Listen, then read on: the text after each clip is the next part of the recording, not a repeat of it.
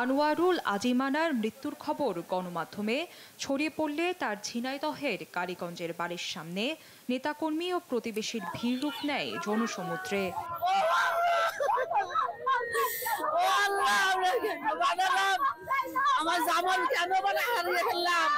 এদিন বাড়ির সামনে সৃষ্টি হয় শোকাবহ পরিবেশ। স্থানীয় ও এলাকাবাসী দীর্ঘদিনের উপকারের কথা প্রকাশ করে অনেকেই ভেঙে পড়েন কান্নায়।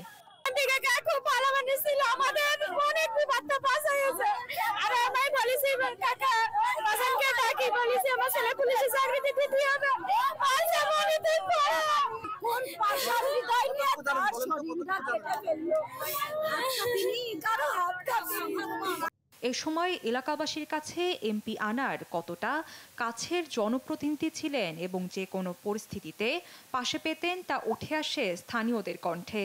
কালীগঞ্জবাসী সব হারিয়ে ফেলেছে। তিনি প্রতিটা জায়গায় তার অবদান ছিল। তার কোনো দিন ছিল না, রাত ছিল না, এমন এমপিকে আমরা হারাইছি। ইনার মতো ভালো লোক, এমন এমপি, এমন আমাদের সারা বাংলাদেশ পাওয়া যাবে না। আজকে বা কিছুদিন পর আমরা তার জানাজা নামাজে অংশগ্রহণ করবো, এটা ভাবতে বুকের মধ্যে কেঁপে ওঠে। মৃত্যুর খবরে বাড়িতে জড়ো হয় তার দীর্ঘদিনের রাজনৈতিক সহকর্মীরাও।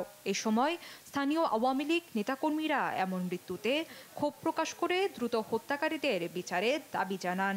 তার কোনো প্রতিপক্ষ ছিল না, সে থানার সেক্রেটারি ছিল, সেখান থেকে প্রেসিডেন্ট। যখন প্রথম সে বিএনপির অত্যাচারে দেশ ছাড়া ছিল, তখন তাকে সাধারণ সম্পাদক নির্বাচিত করা হয়েছিল। এখানকার মানুষটাই নির্বাচিত করেছিল, এজন্য এখানে তার কোনো প্রতিপক্ষ নেই। এমপি মহোদয়কে সুপরিকল্পিতভাবে তার রাজনৈতিক জনপ্রিয়তা ঈর্ষান্বিত হয়ে কতিপয় দুর্বৃত্ত এবং আন্তর্জাতিকভাবে এই খুনের পরিকল্পনা করে তাকে নির্মমভাবে হত্যা করা হয়েছে। অবশ্যই আমরা এই হত্যার বিচার চাই। তদন্ত সাপেক্ষে দোষীদের আইনের আওতায় আনা হবে বলে জানান পুলিশের এই কর্মকর্তা। আমরা খুবই সেন্সিটিভলি জিনিসটা দেখছি। এখানে কালীগঞ্জবাসীর প্রতি আমার আহ্বান থাকবে যে আপনারা ধৈর্য ধারণ করেন। এটা একটা বড় রকমের দুর্ঘটনা এবং সর্বোচ্চ পর্যায় থেকে তদন্ত হবে এবং যারা যারা এখানে জড়িত আছে সবাই আইনের আওতাভুক্ত হয়ে যাবে। আপনারা ধৈর্য ধারণ করেন, পুলিশ এবং প্রশাসন আপনাদের পাশে আছে।